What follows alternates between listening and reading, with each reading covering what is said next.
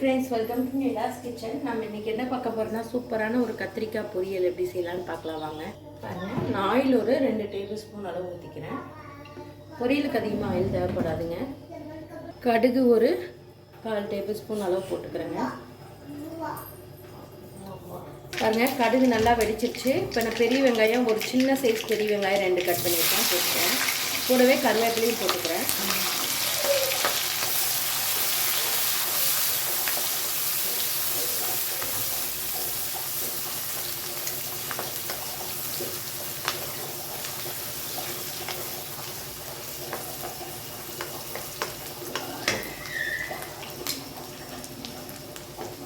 பாருங்க, ஆனியன் நல்லா வதங்கிட்டு இருக்கு. இதே ஸ்டேஜில் நான் வரமிளகாத்தூள் ஒரு 1/2 ஸ்பூன் போட்டுக்கிறேன். வீட்டிலேயே அரைச்ச குழம்பு தூள் 1 ஸ்பூன் போட்டுக்கிறேன். பொரியலுக்கு இது நல்லா மிக்ஸ் பண்ணிக்கலாம். ஆயிலில் சிம்மில் வச்சுக்கோங்க. பாருங்கள், இந்த அளவுக்கு நல்லா மிக்ஸ் பண்ணோன்னே நான் தக்காளி ஒரு 2 பெரிய தக்காளியாக கட் பண்ணியிருக்கேன், போட்டுக்கிறேன். இது சாம்பார் சாப்பாட்டுக்கு, சாப்பாடு பருப்பு சாப்பாட்டுக்கு எல்லாத்துக்குமே இது சைட் டிஷ்ஷாக நல்லா இருக்குங்க. இது நல்லா வதங்கட்டும். தக்காளி வதங்கிறதுக்கு கொஞ்சமாக கல் போட்டுக்கிறேன்.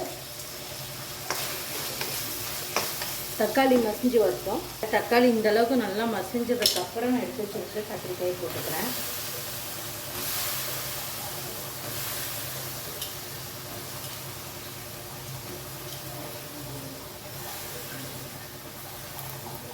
நல்லா மிக்ஸ் பண்ணிக்கலாம்.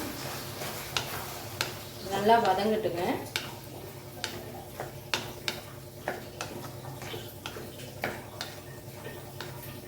கொஞ்சமாக மஞ்சள்தூள் போட்டுக்கலாங்க. நான் போட மறந்துட்டேன், அதனால் இந்த ஸ்டேஜில் போட்டுக்கிறேன்.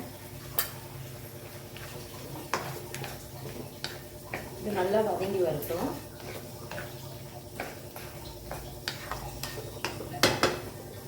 எவ்வளோ சூப்பராக ஃப்ரை ஆகிடுச்சுங்க. ஃபைனலாக இந்த ஸ்டேஜில் ஒரு 1/4 மூடி தேங்காய் நான் துருவி இருக்கேங்க, போட்டுக்கிறேன்.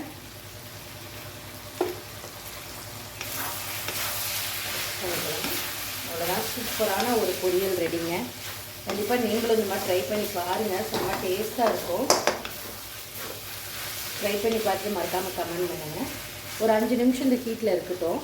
அப்போ தான் நமக்கு ஈவினிங்க்கு இருந்தாலும் கெடாதுங்க. பாருங்கள், சூப்பரான ஒரு கத்திரிக்காய் பொரியல் ரெடி. கண்டிப்பாக ட்ரை பண்ணி பாருங்கள். தேங்க்யூ ஸோ மச் ஃபார் வாட்சிங். Bye bye.